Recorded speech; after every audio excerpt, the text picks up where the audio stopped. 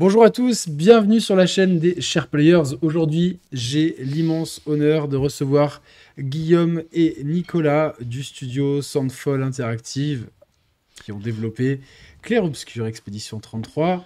Salut Nicolas, comment ça va? Bon, écoute, ça va très très bien. Cool. Et Guillaume, tu vas bien? Bah ouais, la pêche, hein. Content d'être ici. Ouais, bah écoutez, alors c'est cool qu'on fasse cette interview un petit peu après j'allais dire le raz-de-marée qu'il y a eu autour de Clair Obscur Expédition 33. Mais justement, comment on se sent après un tel succès? Là, un petit peu à froid, comment vous vous sentez? Est-ce que vous réalisez? Comment se passe un peu la redescente? Je peux aller de mon Oui, côté, commence. ouais, c'est toujours très. On considère toujours que c'est un peu toujours absurde, hein, ce qui se passe et ce qui s'est passé, donc on est toujours un peu dans le déni, hein, même 2 mois après. Tout à fait. Mais enfin, c'est que de la joie, c'est que du bonheur. On reçoit tellement de messages magnifiques que ça ne s'arrête que très peu, voire pas du tout. Donc, disons qu'on s'y est un peu plus habitué. Mais, mais c'est toujours énormément de joie et de bonheur de mon côté et du côté du studio, quoi, parce que bah, toute l'équipe est trop contente. Ouais, non, J'imagine, ouais, c'est. donc Non, mais franchement, ouais, c'est complètement fou. ouais, c'est fou. Alors, c'est fou, mais moi j'ai quand même une petite question par rapport à ça. Parce que, est-ce que vous attendiez peut-être pas un tel succès, mais un succès parce que mine de rien, quand on regarde un petit peu, vous étiez quand même présent, un des jeux présentés au Xbox Showcase en 2024, un jeu en plus qui avait vraiment tapé dans l'œil à tout le monde. Et aussi, vous avez un casting de doubleurs, quand même 5 étoiles. Donc, j'imagine qu'il y avait un petit peu de confiance quand même dans ce projet et sa capacité commerciale. Oui, bah en fait, c'est depuis le début, notre vision, c'est on fait un jeu qui va nous plaire, et donc si on fait quelque chose de bien, forcément, ça va résonner avec une partie de la communauté. Mais on s'attendait vraiment à quelque chose de niche, dans le sens où si on faisait un très bon jeu, c'est un jeu qui allait énormément plaire aux gens qui y joueraient, mais qui aurait un public forcément un peu plus niche qu'un jeu entre guillemets traditionnel mainstream. Euh, Là, nous, notre plus grosse surprise, c'est qu'au final, ça a largement dépassé cette niche de joueurs qu'on espérait, et c'est quasiment rentré dans le mainstream en fait. Et on a touché énormément de gens, bien au-delà de ce qu'on espérait, ce qui est fabuleux, mais qui était vraiment inattendu. Mais un casting 5 étoiles, ça ne garantit rien. Euh, c'est la qualité du jeu après qui fait énormément, et évidemment le casting contribue. Mais il y avait une confiance en tout cas de la part de Kepler aussi, notre éditeur, et même nous en interne, on était confiants que ce serait pas un gros bid, parce que après les premiers trailers, voilà, on avait vu qu'il y avait, et c'était le premier signe qui nous a bien rassuré, parce qu'après le premier trailer, effectivement, il y avait déjà une petite communauté qui nous suivait. Mais en fait, il y a énormément de gens aujourd'hui qui ont joué au jeu et qui n'avaient absolument jamais vu ces trailers et jamais entendu parler du jeu avant qu'il sorte. Donc voilà, ça a un peu explosé nos attentes, quoi. Ouais, Nicolas, comment tu t'attendais est-ce que tu t'attendais à un succès tel qu'il a été ou ça a été pareil une surprise Alors, non, du tout. Non, non, franchement, on voulait juste faire un truc qui, de base, nous plaisait bien, quoi, pas entre nous. Surtout, on voulait, oui, de base que ça plaisait pour les joueurs aussi, mais finalement, ouais, on s'attendait pas à un tel succès, quoi. C'est pas que ce soit genre dans la DA, le côté narratif, on a eu tellement de retours positifs dessus. Bon, bah oui, comme on avait dit, on est toujours dans le déni, hein, quoi qu'il arrive. Ouais, j'imagine que ça va pas être facile à encaisser un tel succès quand on n'y est pas prêt, même si c'est plutôt positif. Et du coup, en fait, entre la première idée de départ, la première graine, elle vient d'où pour ce jeu? La première graine, elle vient de quand je travaillais en Suède, dans une autre entreprise, où juste j'avais envie d'apprendre à faire un jeu, parce que moi de base je travaillais dans le jeu vidéo, mais j'étais plus du côté production, donc plus gestion de projet, et j'avais envie d'apprendre un peu la partie technique, et du coup pour apprendre, j'ai ouvert Unreal, et je me suis dit, quitte à apprendre, il faut un projet un peu concret, c'est la meilleure manière d'apprendre. Et du coup, je suis parti sur cette idée de gameplay JRPG avec des graphismes réalistes, qui est un genre de jeu qui avait un peu disparu et qui, moi, est mon genre de jeu préféré. Et du coup, ça part de là, d'un projet d'apprentissage qui est parti beaucoup trop loin et qui aujourd'hui s'est transformé en Expédition 33. D'accord. Et mais t'avais déjà plus ou moins dans ta tête les bases du scénario, où tout ça c'est venu se greffer après. Est-ce que quand tu as entrevu la possibilité de faire quelque chose avec cet apprentissage, est-ce que tu avais en tête globalement les grandes lignes de ce que serait le jeu? Alors de base, le jeu il s'appelait We Lost et c'était quelque chose de très différent. Je savais le style d'histoire que Ok. j'aimais bien, donc le ton du jeu globalement reste assez similaire. Par contre, l'histoire on l'a complètement refaite 2 ans après quand on a reboot tout le projet.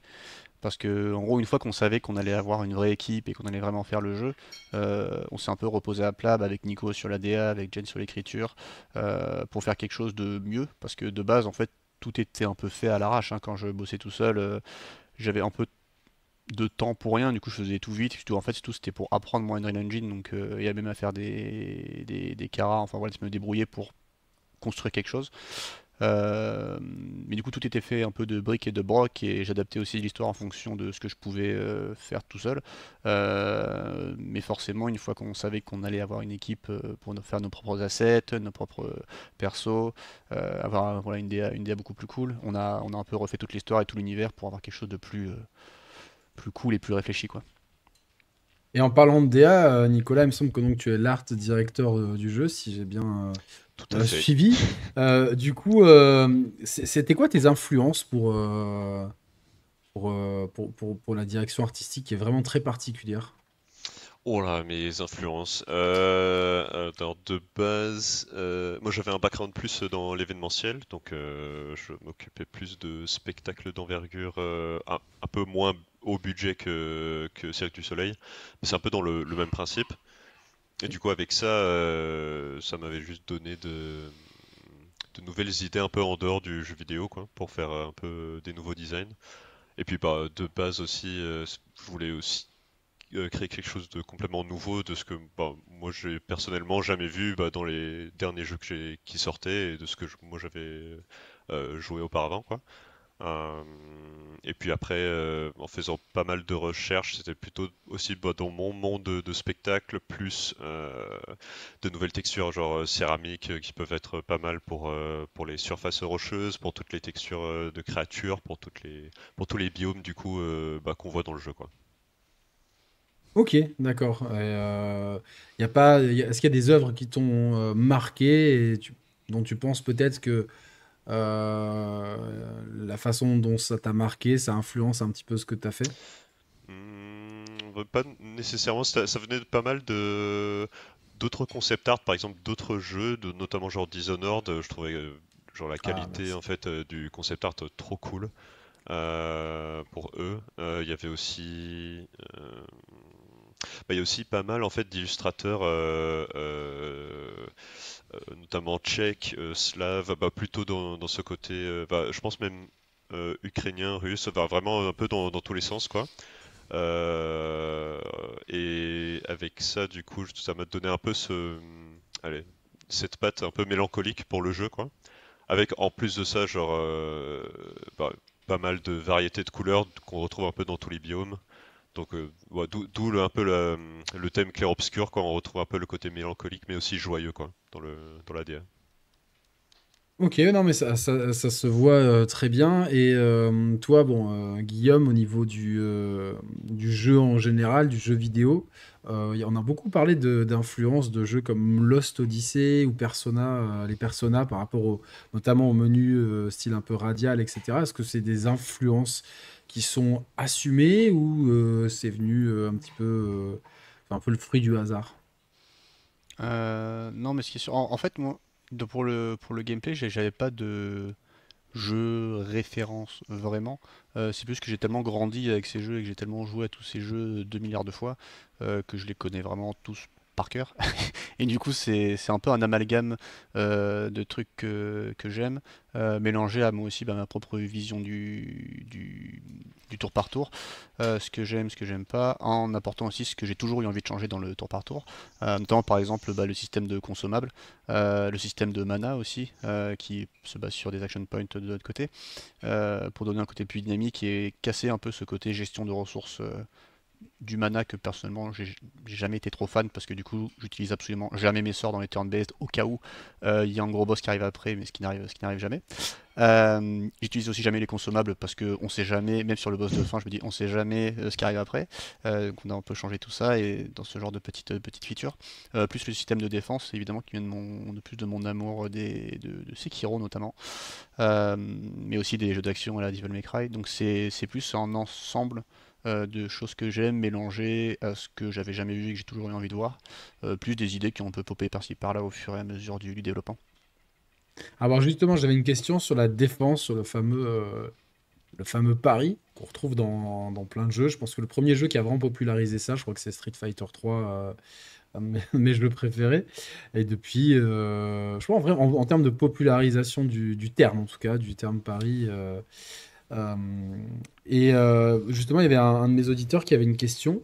Est-ce que l'option de défendre, qu'on a souvent de garde dans les jeux vidéo, Mm. est-ce que vous l'aviez considéré et si oui, à quel moment vous l'avez viré justement pour que ça soit uniquement les dodges et les paris? Est-ce que c'est pour l'équilibrage? Est-ce que c'est juste vraiment pour dynamiser le combat? Pourquoi il n'y a pas de défense en fait? Et est-ce que c'était envisagé? Ah oui, c'est marrant parce qu'au début, dans le premier design, il y avait un système de défense où en gros on maintenait L1 et ça faisait que le personnage se défendait et globalement il réduisait de 50% les dégâts. On l'a retiré parce qu'au final, à l'usage déjà dans le studio, personne s'en servait.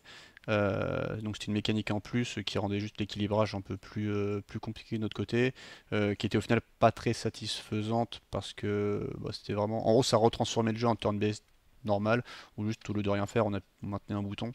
Ça allait complètement à l'encontre de la philosophie du jeu.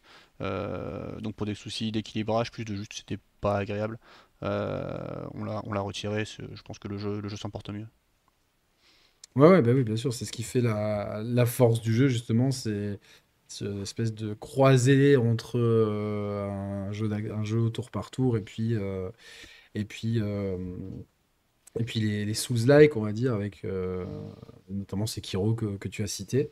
Et justement, dans le développement, c'était quoi la partie la plus compliquée pour vous dans vos tâches respectives et dans le développement en général? Bon, je vais commencer. Vas-y Nico. Le plus dur, bah, je pense déjà, puisqu'on est une petite équipe, il y a pas mal de petites tâches du coup qu'on n'a pas vraiment faites un peu entre nous. Notamment, bah, pour moi, je me focalisais plus pas forcément dans l'illustration du concept art, mais il y avait pas vraiment quelqu'un au tout début pour faire du set dressing, par exemple, bah, sur Unreal Engine, qui consiste à poser du coup tout ce qui était modélisation 3D dans la scène, quoi. C'est le représenter aussi en 3D. Donc c'était un D'accord? peu ma tâche aussi et je l'avais jamais fait auparavant. Donc c'était, je pense, un des très gros challenges du coup en travaillant ici depuis bon, presque ouais, 4 ans et demi quoi. Donc c'était pour moi la tâche la plus dure. D'accord. Et toi, Euh, Guillaume? Ouais, je pense que les difficultés c'était un peu pareil de mon côté. C'était juste là, en fait, la masse de choses à apprendre parce qu'on était vraiment pas nombreux.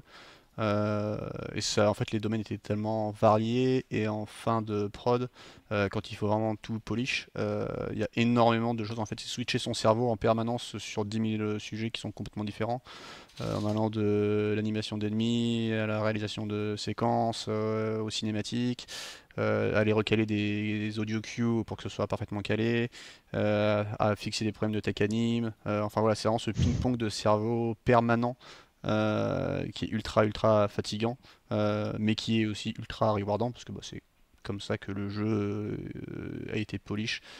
C'est du fait de tout que tout le monde voilà, switch un peu de casquette un peu en permanence.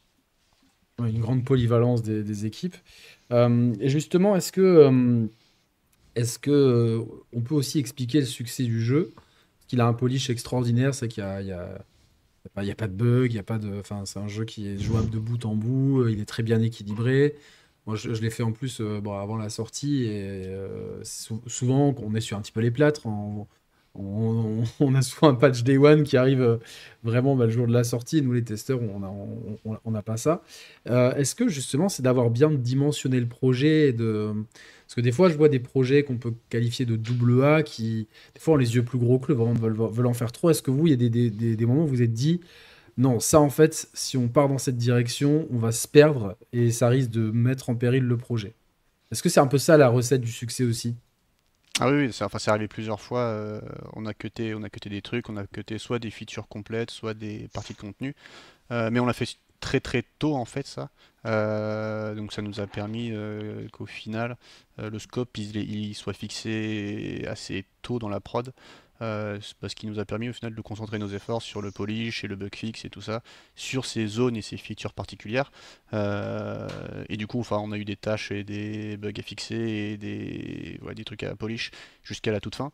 Donc oui, clairement, je pense que contrôler son scope très tôt dans la prod, ça fait une énorme différence. Et c'est là que le travail des producteurs aussi est important, fait que Vincent et François qui ont énormément taffé là-dessus, sur faire en sorte que ça ne déborde pas trop, quoi. Et, euh, et voilà. Et après, c'est aussi comment en fait transformer ce contenu. C'est pas forcément juste cutter, mais c'est comment en fait prendre ce contenu qu'on voulait faire et le retransformer, le retravailler et l'intégrer dans le monde d'une manière un peu différente qui est aussi intéressante. Bah, moi, ouais, justement, j'avais une question là-dessus. Justement, est-ce que vous avez des regrets de choses que vous n'avez pas pu mettre dans le jeu et que vous vous dites, ah, tiens, si on avait eu un peu plus de budget ou un peu plus de temps, est-ce qu'il y a vous pouvez nous parler un ou deux trucs que vous auriez aimé que vous n'avez pas pu faire dans le jeu? Pour moi, c'était plus en termes de la world map, le continent. Moi, je pense même pour tous les niveaux, j'aurais toujours voulu envie de placer plus de choses, plus, enfin, ouais, y a toujours ce truc quoi pour tous les environs. Euh, Notamment, il y a certainement pas mal de niveaux que j'avais fait que j'aurais voulu qu'ils soient dedans, mais bon, forcément, voilà, on doit faire des choix. Euh, mais non, je pense que c'est à peu près tout de mon côté. Et Guillaume, en Ouais, termes de moi c'est plus futur, des. Ouais, non, niveau feature, pour moi on est là où on voulait être. Après, c'est vraiment, enfin, de mon côté, moi c'est vraiment du micro-pinaillage. De temps en temps, il y a une line où je me dis, ah là, on aurait pu faire un peu mieux. Là, ce plan-là, il aurait pu être un peu mieux lighté, mais enfin, il y a que, il y a que moi qui le pense, qui le remarque. Donc en vrai, je suis très satisfait de là où on en est, quoi. Ah, je suis oui, pareil, bah oui, oui, ouais, j'imagine. Mm, comme ça. Oui, Normalement, c'est toujours, ouais, on veut toujours les détails et tout, mm. donc ah, c'est normal. ouais. Bien sûr, bien sûr. Mais ouais, tu parlais de la world map. Moi, au contraire, je trouve que c'est une feature. Franchement, quand on voit un peu le scope de la world map, c'est là où je me suis dit, ils ont super bien scopé leur jeu parce que c'est un truc qui manque, par exemple, à un jeu comme Final Fantasy XVI. Je trouve que ça manque un petit peu. Alors je trouve qu'ils ont un super world building, ils ont un beau setting et tout, avec en plus une encyclopédie intégrée qui est très maligne et qu'on retrouve d'ailleurs dans Death Stranding 2, cette feature-là qui est super cool des fois quand on fait des pauses dans les jeux. Mais il n'y a pas de world map en fait. Et de revenir à une world map qui rappelle peut-être un peu les JRPG des années 90, moi j'ai trouvé ça super parce que du coup ça permet aux joueurs de visualiser le monde dans lequel il évolue. C'est pas uniquement des niveaux, c'est vraiment on est dans un monde. Ça vous l'avez eu l'idée assez tôt en fait d'avoir une world map. Alors ça, dans mes premiers protos tout seul dans ma chambre, j'avais des protos de world map. C'était Ok. vraiment, enfin moi c'était un désir ultra fort parce que j'adore vraiment les world maps. Vraiment, j'adore. J'ai n'importe quel jeu, même nul, il y a une world map, je l'achète et j'y joue. J'aime trop explorer les world maps. Et du coup, dès le début, ça a été un truc un peu non négociable. Ça doit faire partie de l'expérience, notamment. Enfin, on fait un jeu sur une expédition et avoir un sentiment voilà, de grandeur et de se rendre compte un peu de l'échelle du monde et d'avoir un peu cette carte mentale aussi en tête de comment sont reliés les niveaux entre eux et tout ça. Pour moi, c'est tellement une bonne façon de le faire sans avoir à faire un énorme open world dont on n'avait pas envie. Euh, et voilà, ce sentiment de voyage, de débloquer des nouvelles features qui permettent de débloquer d'autres parties de la world map, des niveaux secrets et tout ça. C'est tellement une expérience cool et comme tu le disais, des JRPG un peu à l'ancienne, qui pour moi faisaient partie intégrante du charme de ces jeux. Et c'est une feature qui est un peu laissée à l'abandon dans les jeux aujourd'hui. Il y en a encore quelques-unes par-ci par-là, mais c'est vraiment rare. Donc pour nous, c'était juste quelque chose qu'on avait envie de faire pour le kiff, juste parce que déjà de mon côté, j'adore ça. Et c'était aussi une manière, bah voilà, de donner ce sentiment de vraiment d'expédition. Et en plus, qui marche très très bien avec le concept du monolithe, qui est vraiment voilà au bout du monde. Et donc on sent qu'on se rapproche en fait, en le voyant se rapprocher aussi sur la world map.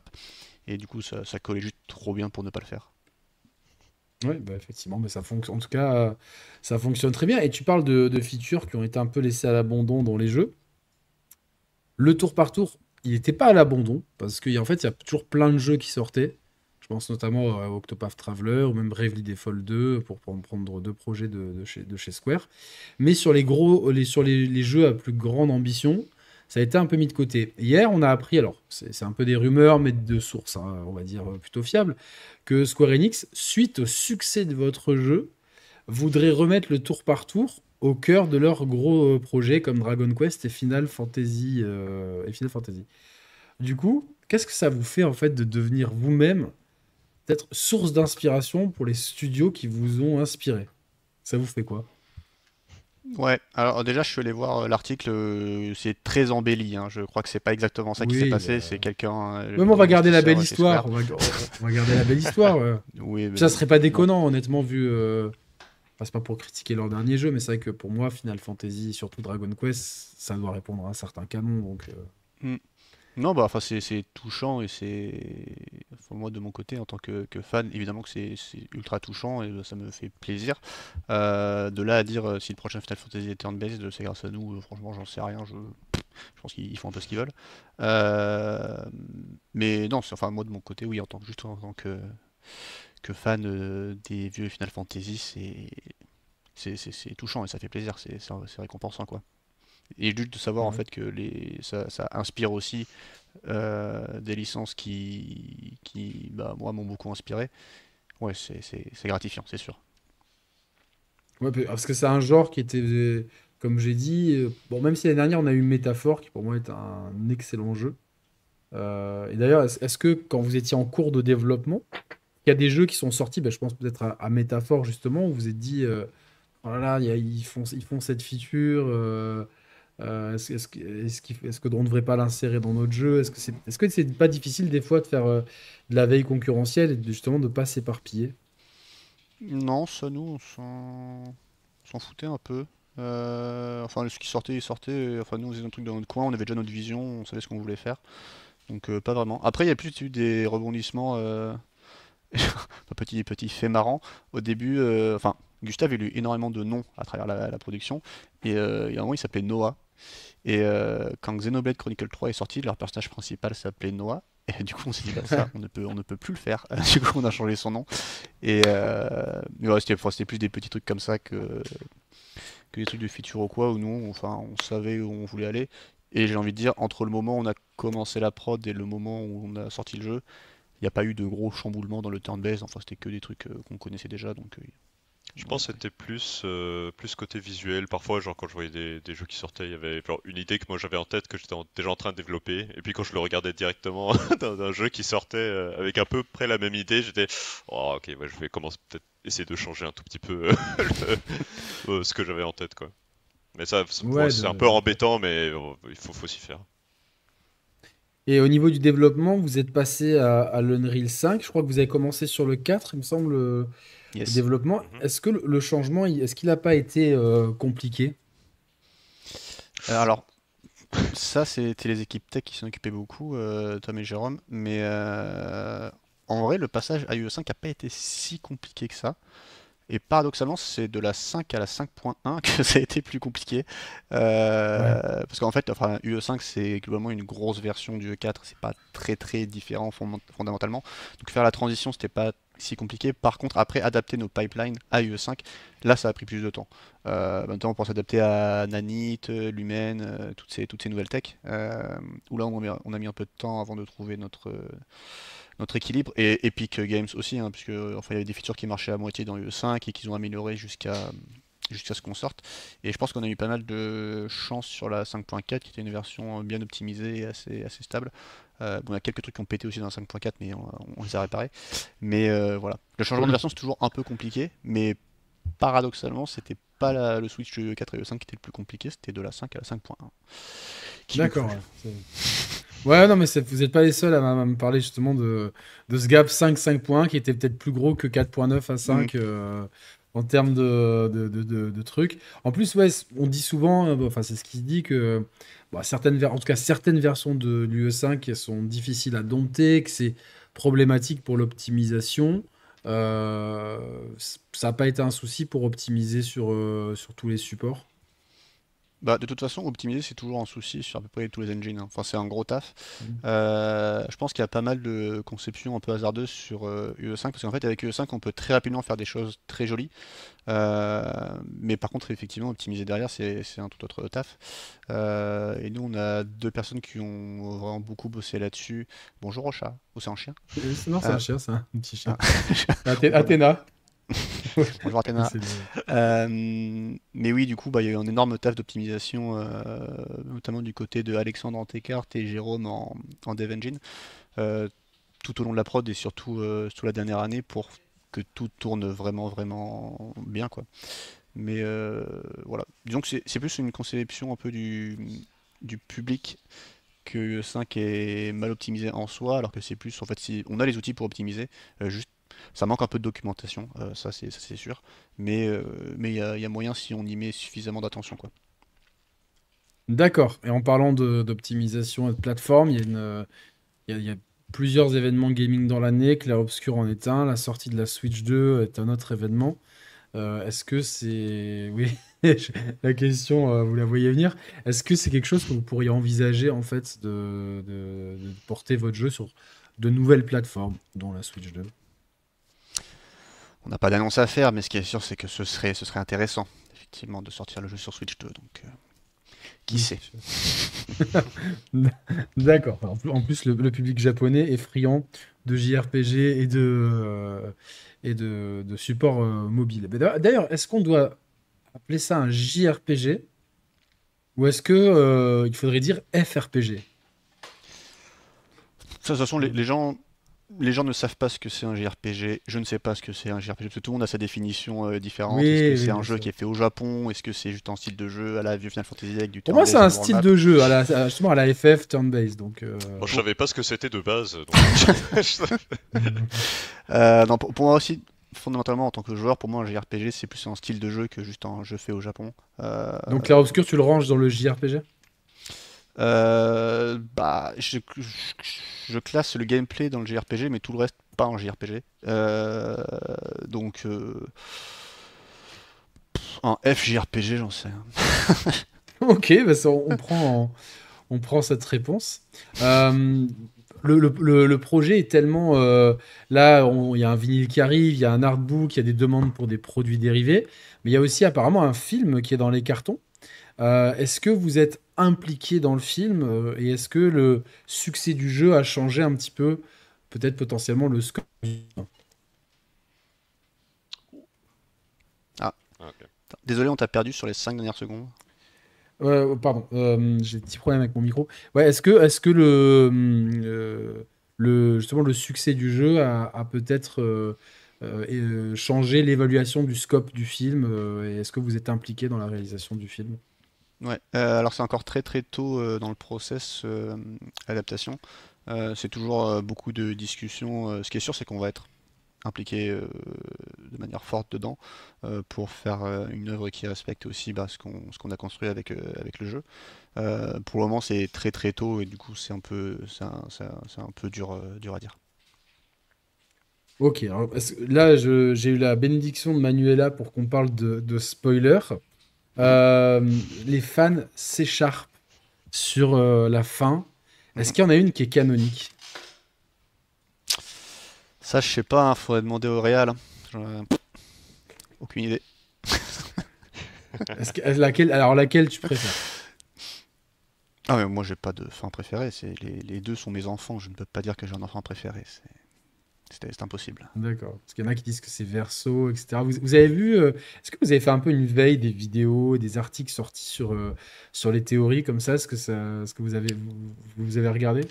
Ah oui, oui, bah ça Ouais. c'est un régal, hein. Déjà, ce que je tiens à dire, c'est que même en interne, bon, moi je donne pas mon avis, je me considère un peu comme un gardien des clés, mais en interne dans l'équipe, il y a beaucoup de gens qui sont juste pas d'accord sur quelle est la bonne fin, quelle est la mauvaise fin, et on a aussi les mêmes débats qu'il y a sur Internet au sein de l'équipe. Du coup, D'accord, ouais. c'est très amusant. Mais oui, et on suit beaucoup, et il sera touchant.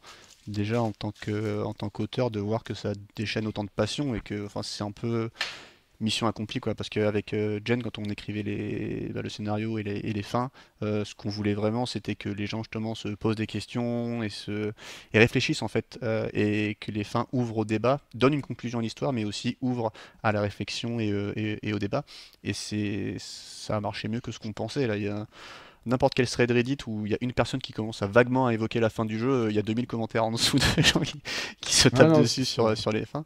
Donc c'est trop bien, enfin, on est vraiment ultra content et on en suit beaucoup, c'est très amusant.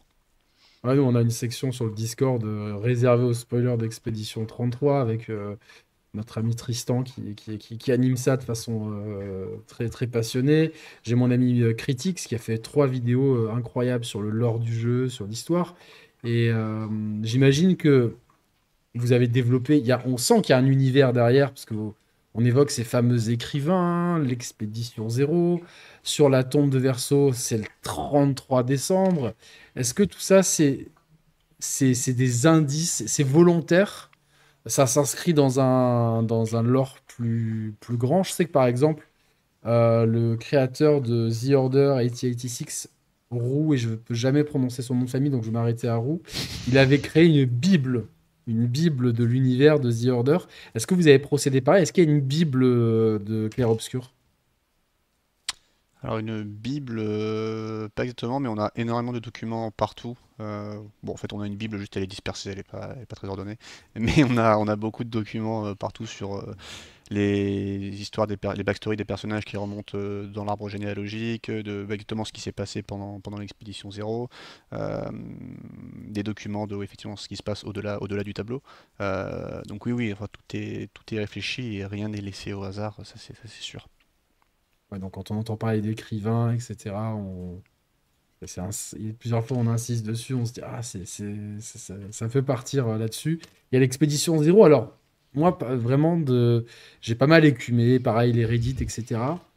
Je crois que le truc le plus demandé, plus que de jouer les 4 boss de Street Fighter 2 en 92, c'est quelque chose sur l'expédition zéro. Je sais que vous pouvez pas trop parler, mais est-ce que c'est quelque chose qui pourrait être un jour considéré, soit en jeu, soit en transmédia, parce que ça se fait souvent, par exemple, Ubisoft, des fois développe des pans du lore d'Assassin's Creed sur du transmédia. Est-ce que c'est quelque chose qui pourrait être envisagé? Parce que l'expédition zéro est vraiment source de tellement j'ai envie de dire, de fantasmes que...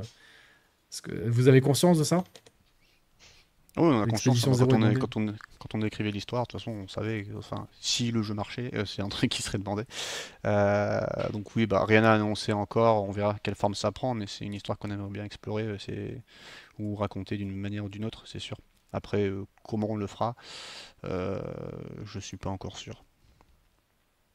D'accord. Bon, en tout cas, c'est intéressant. Et Nicolas, au niveau du design des personnages, ils ont tous vraiment, je pense, c'est les personnages les plus attachants qu'on ait vus depuis très longtemps dans un jeu vidéo. Il y a des moments très forts et puis il y a bon, il y a des cliffhangers, notamment un qui arrive assez vite dans le jeu et qui surprend. Mais en termes de design, est-ce qu'il y a peut-être un personnage que tu as préféré designer plutôt que les autres? Je pense, alors pour toutes les expéditionneurs, c'était vraiment une grosse collab entre moi et Alan, parce qu'en fait de base j'avais commencé bah, les premiers designs du coup des uniformes, mais ensuite pour vraiment le gros résultat final, genre c'était vraiment Alan qui a trouvé du coup leur visage, tu vois, le fait que vraiment ils ont tous un visage trop cool et unique entre eux et c'est ça qui les rend aussi attachants. Mais pour moi, enfin, je pense que le design que j'ai vraiment le plus kiffé, c'était, je pense, Esquier, il était très très cool. C'est Ouais. un peu un choix entre Esquier et Monoko. Du coup, Monoko était venu vraiment en un seul concept, il n'y avait pas de réflexion dessus. Et Esquier non plus d'ailleurs. Mais je pense que ouais, c'est dur de choisir entre les deux. Et toi, Guillaume, est-ce que tu as un personnage peut-être préféré ou quoi? Je sais que c'est tous tes enfants, mais C'est dur à dire, hein. Non, je les aime tous à égalité, sauf un que je préfère un peu, mais je le dirai pas. C'est comme les allez, enfants. une petite exclusivité, on le dira pas. On leur dira pas, promis. Ah, jouer au jeu, il y en a un qui reçoit plus d'amour que les autres. Ouais. Mais c'est dur à ressentir parce que j'ai essayé que ça se voit pas. Mais voilà. Ouais, après, je pense, à l'appréciation de chacun, mais tu vois, ils ont tous une histoire touchante. Et, alors, je sais pas si c'est voulu, là encore, je vais reparler un petit peu de la fin, mais je trouve que la fin de Maël, euh, elle me fait penser un peu à la fin de Lost. Je sais pas si vous aviez vu la fin de Lost ou pas. Mais tu sais, quand ils sont tous dans Ouais. l'église, en fait. Et là, ils sont tous dans l'opéra avec Verso qui est sur scène et qui lance un regard assez glacial à sa sœur. Est-ce que c'était une référence voulue ou c'est un hasard? Oula, pas du tout. Ok. Après, il y a beaucoup de points sur l'histoire où, enfin, sur à peu près tout, les gens disent ah, c'est une référence à ça, et on dit non. Les gens trouvent un peu des références à ce qu'ils veulent partout. Très souvent, c'est juste ça sort de notre cerveau un peu de nulle part et juste voilà. Ouais, parce qu'il y a enfin, il y a quand même des références à Final Fantasy VII. Il y en a un petit peu. Il y a un peu à Shrek. Il y a des références à des mèmes. Est-ce Oui. qu'il y en a qui n'ont pas été, est-ce qu'il y en a qui ont pas été trouvés ou Ah, je Non, mais pense est-ce qu'il y en a qui non, sont Shrek c'était complètement accidentel, il y avait aucune ref dessus de base. ok. En fait, et- il y avait une toilette d'un pack qui était très cool, il me semblait chouette de le mettre dans la scène et finalement après c'est devenu culte pour pour Shrek dans notre jeu. et même le logo d'FF7 que tout le monde a vu, on était là. Ah bon? Ah ouais, ouais. Ah non, non, Ok. ouais. Alors ça j'étais le plus bluffé parce que c'était pas du tout. Enfin, déjà je jouais jamais à FF donc je savais pas du tout ce que c'était ça à la base. Donc ouais, je trouvais ça très très drôle. Ok, ok, bon bah écoute, c'est un petit peu. Les gens, ils ont vu ce qu'ils ont voulu voir et Oui. Oui, c'est amusant, c'était. hein. Non mais c'est trop bien. Il y a des références très directes qu'on fait pour s'amuser avec le Double Diad dans le Gestral Village qui sont très visibles. Mais après, les gens ont trouvé des références partout là où il n'y en avait pas forcément. Ouais. Mais c'est amusant, c'est marrant. Mais ça vous amuse des fois de voir des théories farfelues, Ah oui, Ah c'est incroyable de c'est voir trop ça. bien, c'est Ouais. trop bien. et des fois, est-ce qu'il y a des fois des théories qui sont un peu, qui sont pas du tout ce que vous aviez pensé et vous dites, ah putain, mais ça c'est une bonne idée quoi. Ouais, il y en a quelques-unes en vrai où parfois on se dit ah c'est pas du tout ça, mais c'est une bonne idée, c'est cool. C'est une bonne idée. Et C'est- bon, ça arrive. Bah après, il y a tellement de débats, de théories partout ouais. que forcément, mais oui, il y a des idées. On fait ah ouais, ça aurait été cool de faire ça. Enfin Bon, on est même pour les fanarts en vrai ils trouvent un peu des nouveaux concepts avec les persos et moi j'étais ah bah ça aurait été cool de les mettre quoi. Ah ouais, mais c'est vrai il y a un amour incroyable pour votre jeu, c'est un succès commercial, c'est le meilleur jeu, le jeu le mieux noté de l'histoire de Metacritic. Là, on peut pas esquiver cette question. Nicolas, il sait de quoi je vais parler. oh, oui. Vous Bon, êtes je sais parmi, pas. vous êtes parmi les grands favoris au GOTY. Alors des fois, tu sais, quand il y a des équipes de foot qui sont pas du tout favoris, puis qui se retrouvent dans les hautes places du classement, on dit est-ce que vous pensez à la Ligue des Champions? L'entraîneur il dit non, on n'y pense pas. Là, vous pouvez pas me dire que vous y pensez pas. Je pense pas que, que là, à ce stade de l'année, et on a quand même une visibilité sur ce qui arrive, vous y pensez au GOTY? Bah, on y pense surtout parce que tout le monde nous le rappelle en permanence dès qu'on va sur Internet, on nous le rappelle. Donc oui, bon, on est obligé d'y penser. Non, et évidemment qu'on y pense de toute façon là. Enfin, c'est un truc, c'est devenu énorme. On peut pas ne pas y penser parce que, enfin, les gens parlent énormément de ça quand ils parlent aussi d'Expédition 33. C'est sûr. Après, nous, juste en tant que créateurs, notre mission elle est un peu déjà accomplie. Enfin, et notre récompense c'est surtout tous les messages, les fan art, les covers, enfin Ouais. la vague d'amour qui est qui entoure le jeu et le nombre de gens qu'on a touché profondément. Enfin, je sais qu'en tout cas moi de mon côté, ma mission avec le jeu, je me disais, s'il y a au moins une personne qui est touchée autant que moi j'ai été touché par Final Fantasy 8 ou 10, c'est mission accomplie. Là, j'ai l'impression qu'il y en a beaucoup, beaucoup, beaucoup. Ah oui, oui. Donc enfin, en tant que créateur, c'est déjà gagné dans nos cœurs, quoi. Et après, le GOTY, c'est un fait d'armes et c'est cool de l'avoir, mais la récompense, on l'a déjà eu, quoi. Mais vous imaginiez, à un seul moment, vous êtes imaginé en arriver là, à penser à être favori pour le GOTY? Est-ce que pendant le développement, vous étiez, vous avez sûrement senti qu'il se passait quelque chose, mais de là à être favori pour le GOTY, est-ce que vous réalisez ou pas? Bah, c'était un peu ce que je disais au début, c'est que moi je pensais que le jeu allait être très très très très aimé, mais dans un public assez niche. Et généralement ce genre de jeu, c'est pas forcément les favoris pour les GOTY, donc enfin, et puis surtout le GOTY, enfin, on s'en foutait un peu, nous c'était plus faire le jeu qu'on kiffe. Et là je pense que c'est le fait qu'en fait le jeu est vraiment percé au-delà d'une niche et vraiment explosé bah, aussi dans le mainstream, qui le positionne bien pour le GOTY. Mais je pense que c'est le fait qu'on faisait vraiment pas ça pour le gothique qui nous a amené justement à être favori pour les gothiques. Enfin, il n'y a pas que ça, mais le fait que justement ça fasse très jeu d'auteur et qui fait son unicité aussi, euh, bah, nous a amené là. Ah, mais enfin, Ouais, bien sûr. même pendant la prod, on en rigolait quoi, enfin, tellement c'est absurde. Et donc, le fait qu'on en discute, ça fait un peu peur, du coup.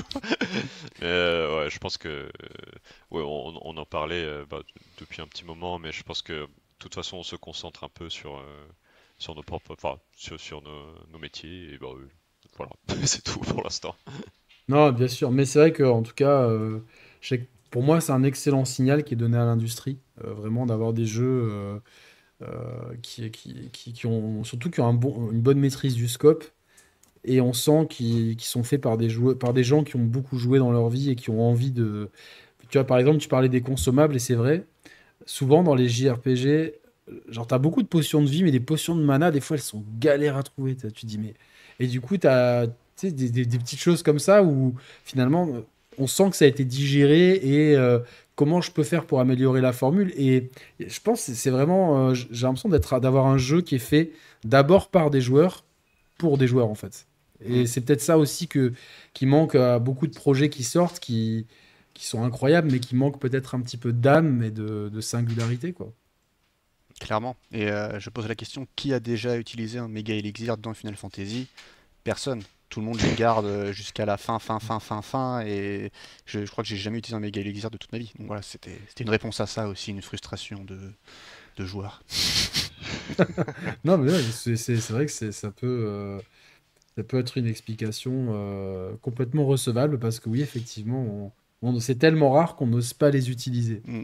On n'ose pas les utiliser. Après, je sais que j'ai parlé avec des gens d'autres studios qui disent ouais, ça nous met la pression. Et c'est vrai qu'il faudrait pas que tout le monde maintenant se dise ah cool, un jeu d'un double A, ça va être de ce standing-là. Enfin, je pense que chacun, moi, c'est un message que j'envoie aussi à l'industrie, c'est que faites vos projets, puis si ça fonctionne, tant mieux. Et si ça fonctionne pas aussi bien, peut-être que ça fonctionnera sur le prochain. Mais en tout cas, je trouve que c'est un bon signal à l'époque dans une époque où il y a beaucoup de jeux qui explosent les budgets, beaucoup de licenciements aussi, beaucoup de studios qui sont même des grandes boîtes qui sont dans la tourmente. Et ça a amené en tout cas un gros vent de fraîcheur sur le jeu vidéo. Et moi, je tenais à vous remercier en tant que joueur parce que je l'ai vécu dans un moment particulier. Ma chienne est décédée la veille. Mon autre chienne est décédée la veille où j'ai reçu le jeu. Ah, Et ouais, toutes les Condoléances. thématiques, en fait. Merci. Après, c'est le cycle de la vie, mais toutes les thématiques du jeu, le jeu, il m'a beaucoup aidé, en fait. Et ça a été compliqué après de faire la critique du jeu parce que j'avais peur que mon jugement il soit biaisé par rapport. Et moi, déjà, la démo, je l'avais trouvée incroyable. Je me suis dit, la démo, il y a vraiment quelque chose on sentait qu'il y avait un truc qui se passait. Et je m'étais dit, mais moi, en tant qu'analyste, critique, je me suis dit, est-ce que ça peut tenir dans le temps, en fait? Est-ce que ça peut tenir sur 20 30 heures? Et quand j'ai fini le jeu, j'étais abasourdi par la qualité du scénario. Pour toutes les qualités que vous connaissez, on va pas vous refaire le, le- le- la listing des qualités, mais je me suis dit, est-ce que ce qui m'est arrivé, c'est pas un truc qui fausse mon jugement? Et après, j'ai discuté avec les collègues et tout, on dit, mais t'as vu, mais c'est incroyable et tout. Et là, je me suis dit, ah, bon, ok, ouf, c'est pas que moi. Mais donc, du coup, je voulais vous remercier parce que le jeu m'a beaucoup aidé à titre personnel. Et puis, en tant que joueur, c'est vraiment un jeu qui m'a instantanément marqué. Ça m'a fait tellement plaisir. Moi, j'aime beaucoup le tour par tour en plus, donc de retrouver un peu ces sensations-là, de les mélanger avec du Souls. Je pense qu'on peut dire que vous avez créé un chef-d'œuvre aujourd'hui. Et qu'est-ce qu'on peut vous souhaiter pour l'avenir? Non, bah déjà, merci infiniment. C'est c'est très Oui, ça touchant, fait donc extrêmement plaisir. merci. Nous souhaiter pour l'avenir, c'est de rien changer, hein. On prend pas de pas prendre la grosse tête, de pas devenir des cons, et juste de continuer à faire ce qu'on aime et qu'on soit heureux comme ça. C'est juste ce qu'on veut. Tout à Bon, bah, fait. écoute, en tout cas, ça en prend bien le chemin. Allez, dernière petite question. Si vous deviez voter pour un jeu autre que le vôtre, cette année, vous voteriez pour quel jeu? Est-ce que vous Aïe, avez eu le aïe, temps de aïe. jouer un petit peu? Ouais, alors moi, ma vie de gamer, c'est un trou noir depuis le début de l'année, là, avec la sortie du jeu. J'ai pas joué à assez de trucs en vrai pour faire Ouais, un choix, hein. ouais, moi j'ai du mal à jouer à d'autres jeux que des choses dont je peux avoir un peu le temps de faire. Alors, s'il y a Mais peut-être un il y jeu que avait une vous liste. aimeriez faire. En vrai, j'avais joué à Split Fiction et franchement j'aimais vraiment bien ce Ouais, jeu. je l'ai Ouais, pas fait encore. Attends, Mais faut que je, c'est faut après, que ils très je très étaient- cool l'ouvre. à jouer avec ma femme pour celui-là. Et je trouvais Ah, en termes de, alors peut-être pas non, pas en DA, mais en termes de tech, c'était quand même vraiment incroyable quoi. Il y avait vraiment des trucs. Joseph Fares sur les réseaux, il Je- partage pas mal de photos de développement. Il montre les Hmm. niveaux, comment il les a fait, En fait, etc. ouais, Donc, en fait, c'était le fait que ça se divise entre deux mondes en temps réel. J'étais bluffé. C'était ouais, ça c'est clairement. assez. Ah si, pardon. Oui. Moi, c'était Romancing Saga 2, Revenge of the Seven, que j'ai fait aux vacances de Noël et que j'ai trouvé excellent. Ok. C'est un JRPG, c'est un remake Oui, c'est le remake, d'un quoi, vieux JRPG, ouais. Et je connaissais pas du tout la saga, j'y avais jamais joué. Et j'ai trouvé ça super cool.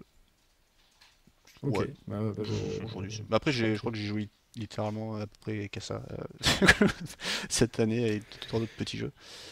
Voilà. Après, bon, c'est une année un peu particulière. Je pense que tout le monde attendait le grand jeu de GTA 6. Et donc, du Ah coup, ouais. l'industrie est peut-être un petit peu bouleversée. Mais bon, là, on a eu la sortie de Death Stranding 2, qui a des très très bonnes Ouais. critiques. Et voilà. Bon, moi, j'ai une petite préférence pour Clair Obscur Expédition 33. Donc, même une grosse préférence. Mais je veux pas Hmm. spoiler ma critique, que je suis en pleine écriture de Death Merci beaucoup. Stranding 2, mais je suis pas. Enfin, c'est un bon jeu, mais je trouve. Moi, à titre personnel, si je pouvais voter, c'est pas parce que vous êtes là, mais je voterais pour Clair Obscur, parce que je trouve qu'il y a du cœur et de l'originalité. Et en plus, c'est une belle vitrine pour la France. Il y a beaucoup de culture française. C'est aussi cette belle amalgame avec la culture française qui fait que je pense que quand on est francophone, on est très fier de tout ça. Voilà. Ah, merci beaucoup. Et je tiens juste à Ouais, merci préciser à vous. que mon appréciation du GOTY cette année ne vaut pas grand-chose puisque je n'ai pas eu le temps de jouer à grand-chose. Voilà. Ouais, J'arrête bon, bah, juste ça. écoute. Je nuance mon propos. Bon, on va, Mais on va merci pour les retenir. compliments. Non, mais on va retenir Romancing Saga 2. Si ça peut permettre à pas mal de gens de découvrir ce jeu qui était sorti sur Super Nintendo en 93, si je ne me dis pas de bêtises, et qui est ressorti récemment sur un peu toutes les plateformes. Et puis, bon, Split Fiction, même s'il a eu un peu plus d'exposition médiatique que Romancing Saga 2, au moins ça nous donne un petit peu deux petits jeux à faire pour l'été, pour ceux qui cherchent des trucs à faire cet été, ceux qui ont qui auraient déjà, enfin qui cherchent des jeux à faire cet été. Même si on a un été qui s'annonce assez solide niveau jeux vidéo pour une fois, et c'est pas plus mal. Mais écoutez, je vais pas vous retenir plus longtemps. Je vous remercie vraiment pour le temps que vous m'avez accordé. Merci encore de nous avoir délivré une si belle œuvre qui va marquer son époque et son temps indubitablement. Merci pour tout ce que vous avez mis dedans, pour cette histoire incroyable. On a hâte de voir ce lore se développer. On a hâte de voir un peu la suite. On espère une expédition zéro, les peintres, l'explication du 33 sur la tombe et tous ces mystères. Donc on vous souhaite de continuer à bien travailler pour la suite. Merci beaucoup Merci. Guillaume, merci beaucoup Nicolas. Et je vous Merci souhaite à une toi. belle C'était un continuation. plaisir. Voilà. Merci beaucoup, c'était un vrai plaisir. Plaisir partagé.